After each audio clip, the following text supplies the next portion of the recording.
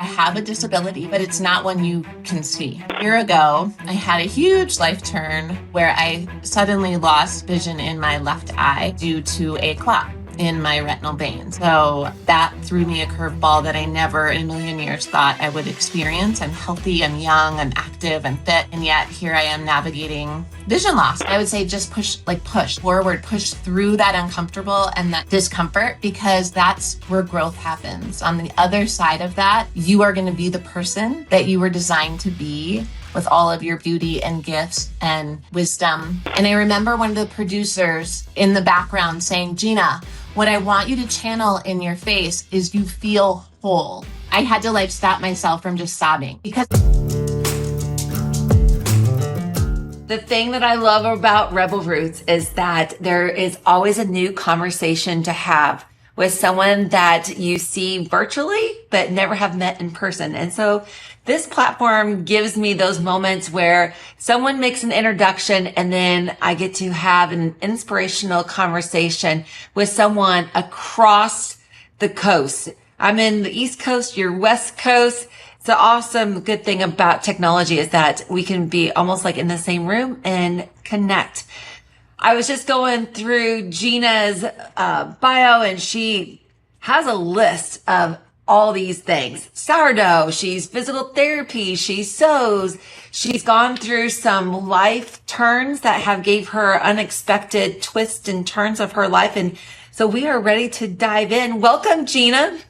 good morning. Thank you for having me. I love it. So our friend, and I don't know if you've even met Liesel, have you? She just kind of found you. She's been following your story on social media and reached out to you. And she's like, I think I have a perfect guest for you.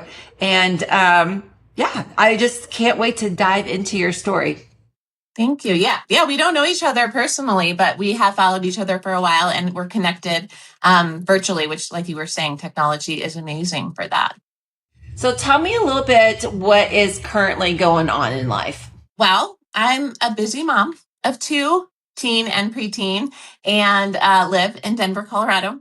And like you said, just a mom and a maker, a creative, and I sew and do a lot of alterations for women in my community. And I model, actually. I'm not sure if I put that in my bio, part-time, and kind of happened upon that organically and naturally, and a fun aspect of myself that I didn't even realize I would enjoy, but I love it. And physical therapist. I don't currently practice outside the home, but I'm always getting, asked questions and always eager to share what I know.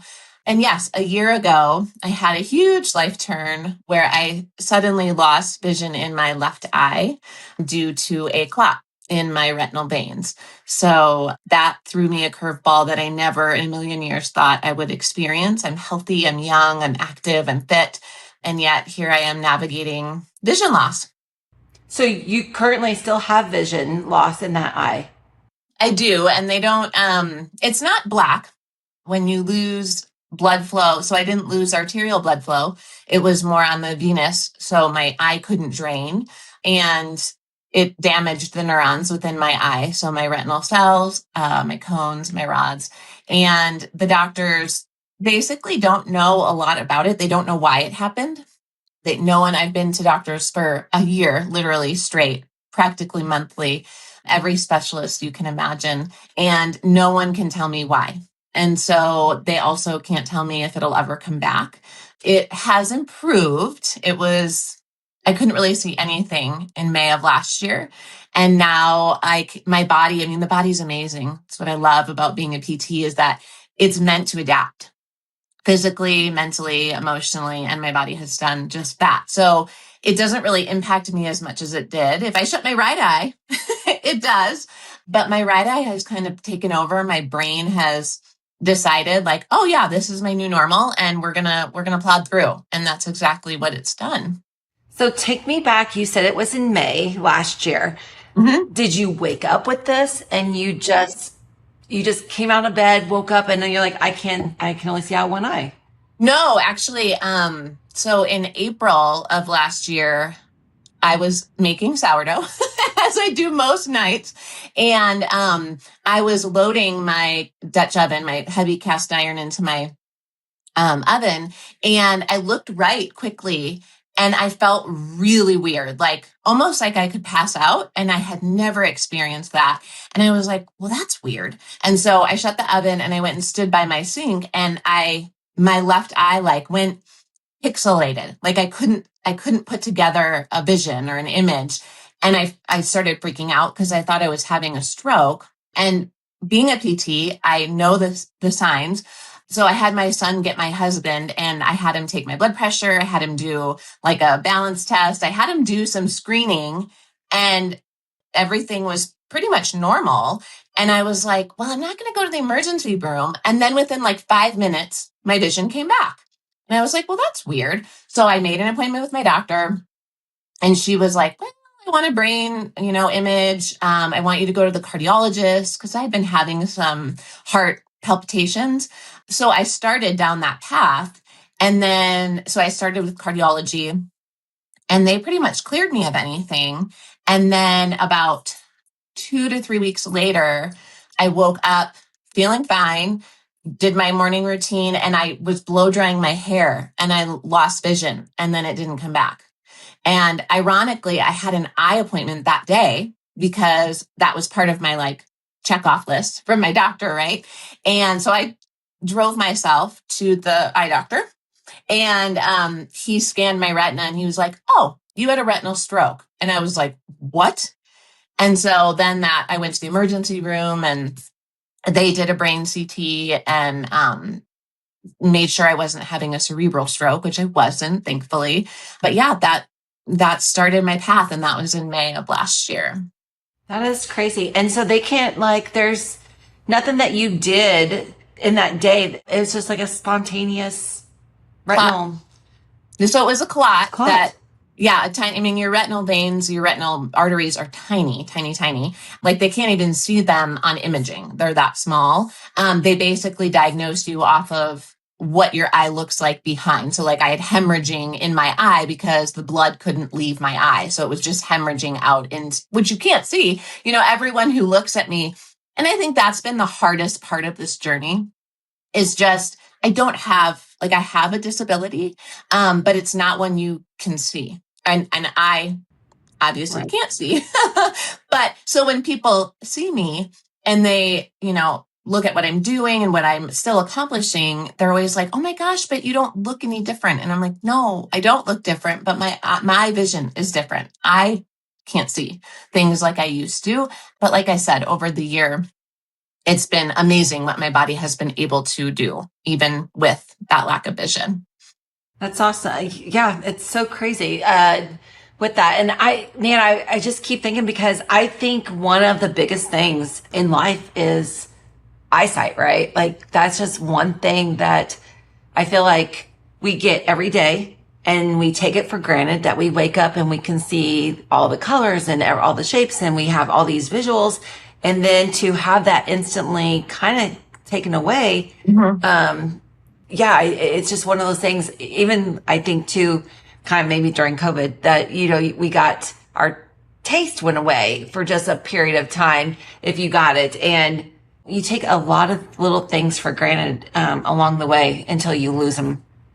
100%. It's very interesting too, how with the disability that people, we judge on looks also, and you look perfectly fine. And, I try not to do that anymore. I would say in my younger days, I always, not saying I pass judgment, but you come to a quick decision, right, on somebody. And I think as I get older through life, I'm just like, man, there's always a story behind a story. And that's crazy. Again, I'm sure you're dealing with that on a daily basis. And like, why are you, you look perfectly fine. And do you share your story? Where do you have support for this? Or is there support groups, or were you just perfectly fine? You woke up and you're like, you know what? The type of person I am, I'm like, this is what I got. I'm going to deal with it. I move on and I find out my solutions. Cause you seem like you're a pretty just go getter and figure it out along the way. That is my personality, 100%. However, this brought me to my knees. And I don't like to ask for help. I don't like to show weakness. I don't like to I don't want to say look, but I feel put together as a person most days. I feel like I have my path figured out, and this brought me to my knees. There's no other way to say it. I don't have family in Denver. I'm from Wisconsin originally. But, and I'm 44, and my mom was on a plane the next week. She was like, my husband obviously works and couldn't just stay home, but I needed help navigating my new normal, especially because I didn't know how urgent it would be. Like, am I going to need some sort of treatment? Because no one could really tell me what was going on. And obviously now a year later, I have been told like, it's just a fluke thing. It probably won't happen again. Like I don't have that fear anymore, but there was so much fear. And I luckily have amazing friends who showed up for me and brought food. So I didn't have to, like, I couldn't drive to the grocery store, I couldn't, even just my children, like they're 12 and 14, but not being able to be like, I'm a stay-at-home mom, which I love, to not be present for them made me feel like I was failing. And that it's not true, right? I had a moment in my life where I needed to be held up. And I'm lucky that I have women especially in my community here they did that exactly that. They lifted me up and held me and just made me feel like it was going to be okay. And then I have a strong faith that was only made stronger. Oh my gosh, so much stronger because I didn't have the strength on my own to know it was going to be okay. But I have been through other things in my life that I could look back on, thank God, right? For hindsight and go, wow, I didn't think I was going to get through that 20 years ago. And look at where I am now. Or I didn't think I was going to get through that 4 years ago and look at where I'm at now. So I knew that there was going to be an ending to this that I didn't need to know, even though that's hard. Yeah, because I think that you mentioned probably every characteristic of a female in that whole, talk that you just gave. We don't ask for help. Mm-hmm. We want security, to know everything. We want to do everything ourselves. We're self-motivators. And yeah, it's just, you mentioned every female, what we go through. Control freak. We want to know what's going on. We want the outcome already. We're not going to ask for help, and we're going to figure it out all on our own. So you alluded in the beginning, that, and you just did it again, that 20 years ago that you had other difficulties. So I always start off Rebel Roots with like, tell me who Gina is. Who were you at, the first memory that you did, and how did that shape you to the woman that is sitting in front of me today? Yeah. Well, I mean, as a child, I pretty much feel like I'm exactly who I am now as far as like my characteristics. Like I was an achiever. I was a people pleaser. I was a caretaker. I have an older brother and a younger brother. And I always was like playing with dolls. I had an easy bake oven. Like I always loved to bake and provide. And so I feel like, 44-year-old Gina would be like, oh, or that makes sense. Like 8-year-old Gina was doing all those things just as an 8-year-old. And then I entered, high school and college, and the achiever continued in me. I got my doctorate in physical therapy. I'm a competitive person, but not with other people. Like I'm super competitive with just myself. I always want to be better than I was yesterday, in all aspects, motherhood, in the modeling world, and creating and baking and sewing, always looking to learn and grow. And then I got engaged to my high school sweetheart, and he decided after 8 years that he didn't want to get married. So I'd say that was my biggest like path in the road, because ever since I was 16, I had been with this person that I thought I had planned my life with, right? And I knew the outcome, and we had moved to this small town, and I was a PT and he was a teacher, and I had this, picturesque little life. And then we canceled the wedding. And I was all of a sudden at 20, I think I was 24. Yeah, I was 24, single in this small little Wisconsin town. And I doubted every decision I had made up to that point. And of course, now in my 40s, I'm like, why would you ever doubt yourself based on another person's opinion of you or decision? But of course, at that point, I was like, oh my gosh, I don't want to do any of this stuff that I set my life up. I don't want to be a PT. I don't want to live in this town. Like, what am I going to do? So I'd say that was my first big struggle where I doubted my entire life up until that point. And again, just one foot in front of the other. I had a job. I was a PT in a small town, so I had to show up for my patients. And one of my patients was a woman who kind of flew in and seized the opportunity and set me up with her son, who I'm now married to. So again, no, you're married to him? Yeah. So one door slammed shut. Oh, crazy. And she was like, oh, my son, who happens to live in Las Vegas. I was living in Wisconsin. And so she set us up via email. And 7 months later, we were engaged and I quit my job and I sold my house and I moved to Colorado. Yeah. Oh my goodness. That is crazy. Yeah. So that was, I think, the biggest example, right? Of I could have wallowed and not chosen to be open and see the world around me, and just kind of stay in my little safe cocoon. And I took a chance, and we'll be married 18 years next month. And I've been in Colorado for 20, and I can't imagine, my life any different. But at that moment, at 24, I thought my life was over. Totally. Yeah. So, okay. So you move out there. You said, did you say you moved in 7 months or you got engaged in 7 months? We got engaged after 7 months of dating, long distance. Mm-hmm. Okay. Walk me through that. What was the qualities that you're just that you picked up on, or the connection? Walk through that 7 months cause that's crazy to pick your whole life up and then do that within 7 months. Oh, it completely insane. And if my child at 24 decides to do that, I'm not sure how I'm going to react. I'm sure my family was she has gone off the deep end. Yeah. But honestly, I think because we lived in different states, we weren't physically with each other, right? We just had conversation. And that was even before FaceTime. So we didn't see each other. We just talked on the phone every single night. And I think the biggest draw to him was confidence. He was a confident person who knew who he was, knew what he wanted in life, he was old. He was 28. I mean, he was 4 years older than me, but he had a profession, a career, but he also knew how to have fun. And he volunteered to coach T-ball for little kids with some of his coworkers who he didn't even have children. But the fact that he was willing to volunteer his time. I mean, I knew he had fun too doing it, but I'm oh, that's a giver, right?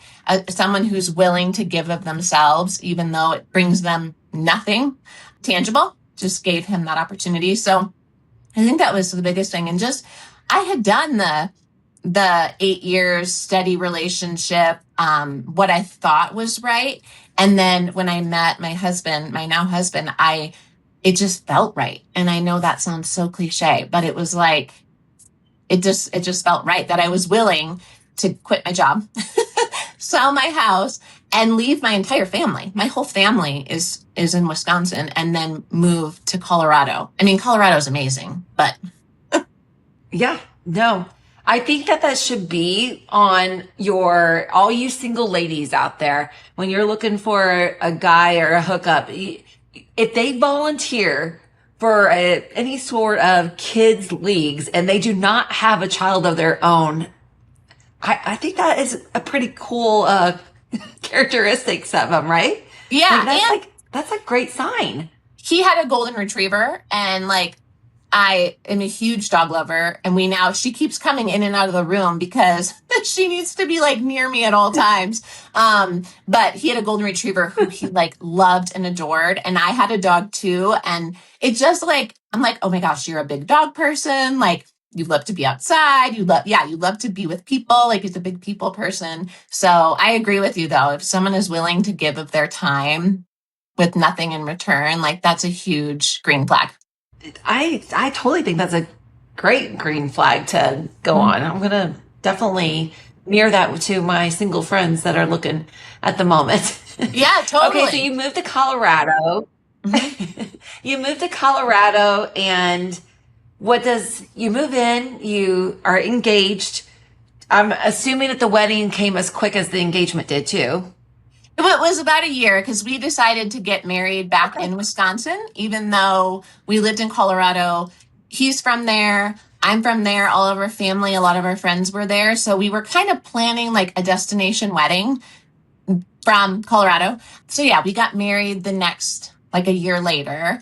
And then started our life, knew we wanted children right away. And I was 26. He was 30.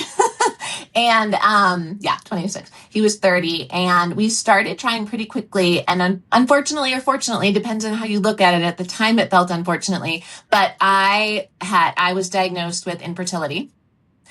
And so here comes another roadblock, right? Like, I just felt like it again was probably the second hardest thing I'd ever been through.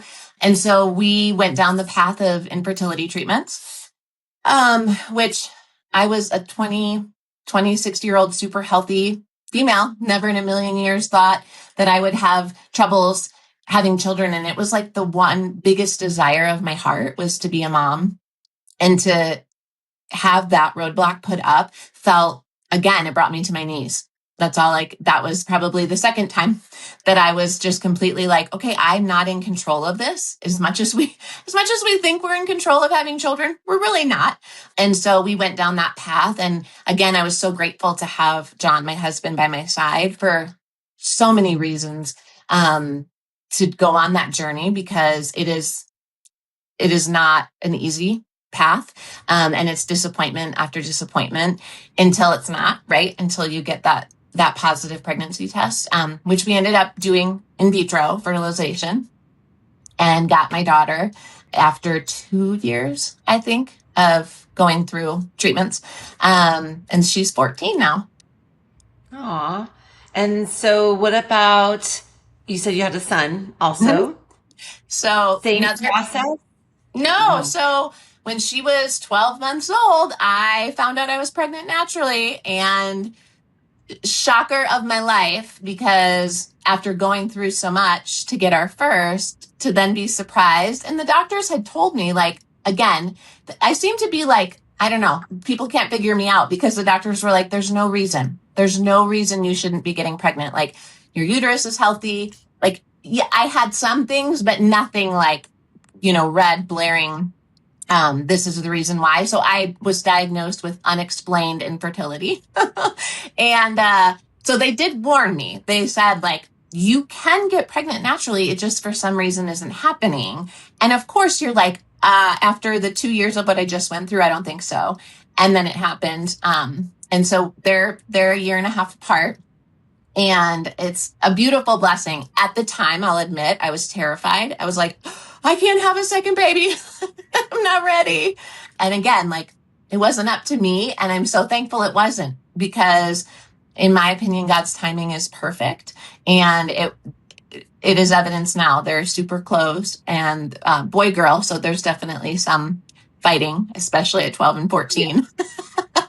But our family is exactly what it was meant to be, and it wasn't by my design. No, and talk about a hormone roller coaster with that, from infertility to being pregnant to having a baby to getting pregnant again and going through, like, your body did not have a break for almost 4 years. Yeah. Yeah, it's true. And the body's amazing. And I will constantly go back to that, just in all aspects. The fact that women can do that, and the fact that it just regenerates and just gets back up and says, okay, let's do this. So you did not go back into the PT career, and talk to me about this modeling. How did that come fall into your lap? Kind of organically, actually. My husband had been transferred for work, and so I had two toddlers, and we moved to California just for a short stint, and then we moved back to Colorado, and I was feeling kind of lost as far as like when we moved, our life kind of got put on hold because we didn't establish a whole new life in California. But yet my friends here in Colorado, their life kept moving forward over that duration of time. And so when I moved back, I kind of felt stuck. Like, how do I move forward? How do I get back into a groove in Colorado? And I found there was a posting on Facebook for a local boutique looking for like a next door girl type of look. And I'm like, well, I'm pretty next door girl type of look. And so no experience. I was 35. I was like, I'm going to go audition. And my husband looked at me like I was crazy. Not that he's not like super supportive, but he's like, you don't have any experience. Like, I'm like, I know, but I'm just going to go. Like, what's the worst they can say? No. And so they hired me to just model for their little boutique, which I loved. It was really cute clothes and local, which I love supporting and like getting the word out about local women-owned boutiques. And so I started doing that.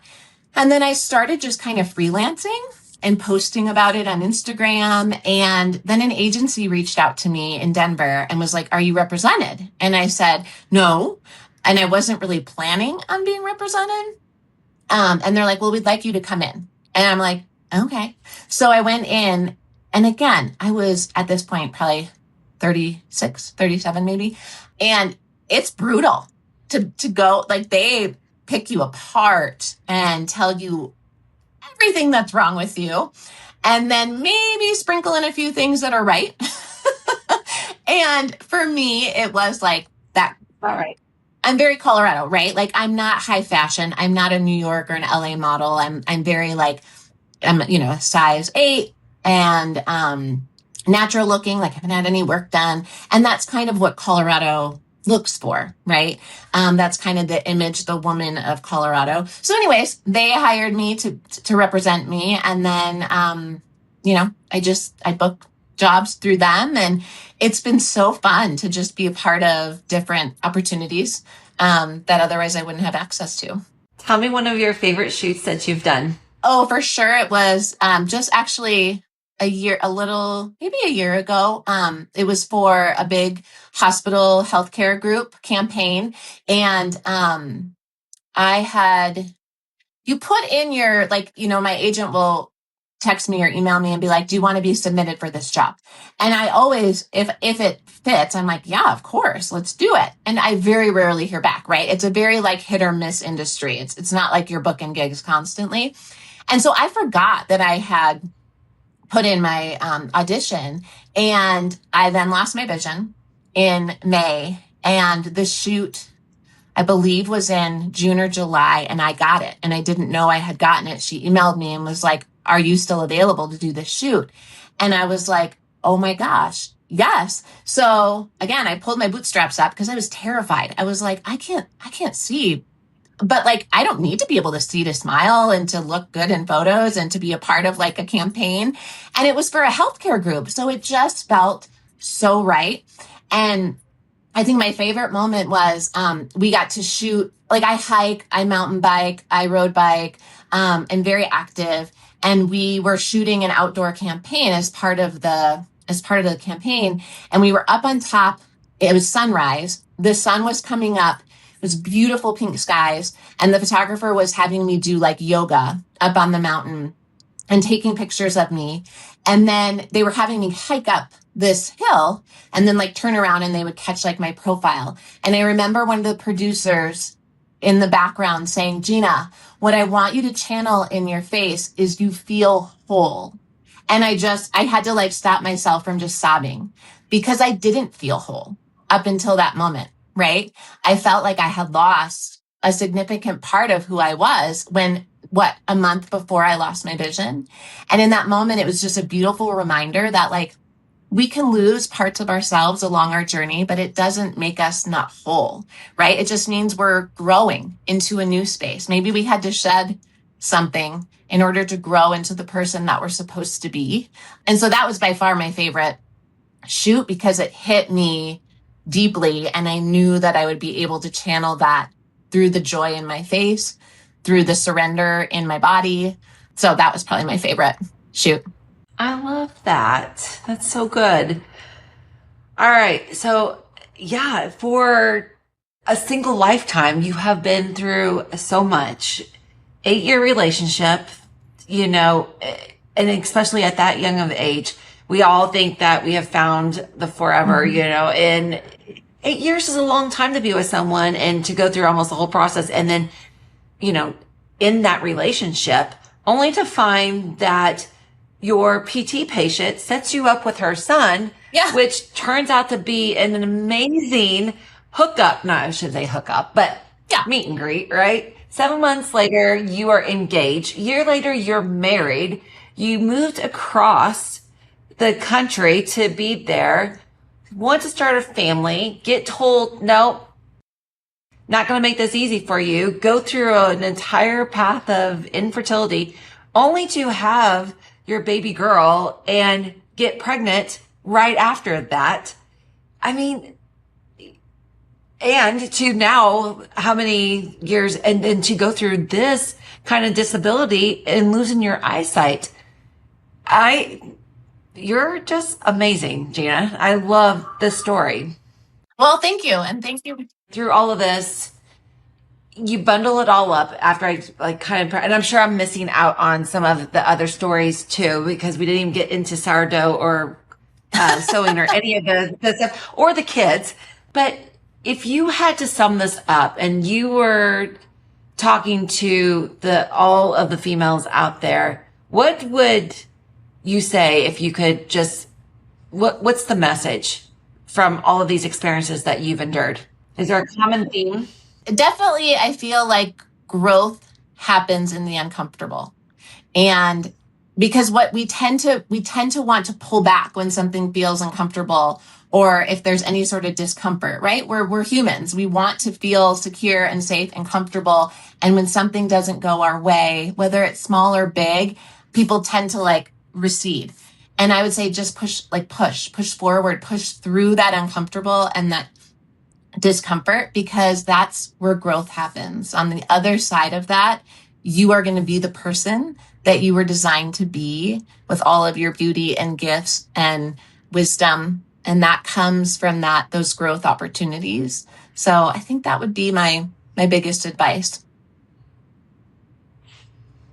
I can't disagree with any of that. I do think that during the hard times, through the things that you think that you're never going to get out of, are the biggest lessons that we learn, the biggest pivots that we make. Yeah. And like you said, the biggest growth that we make. And all of us hate to be uncomfortable, but it's needed to better and to move forward in life, I feel like. So what's on the future horizon for you? I don't know. And I'm okay with that. There was a time in my life when it would make me really uncomfortable to not know, because I am a goal getter. I'm an achiever by nature. But this last year has taught me, I don't know where I'm going to be in a year, but I'm really trying to rest in the joy that's in my life right now.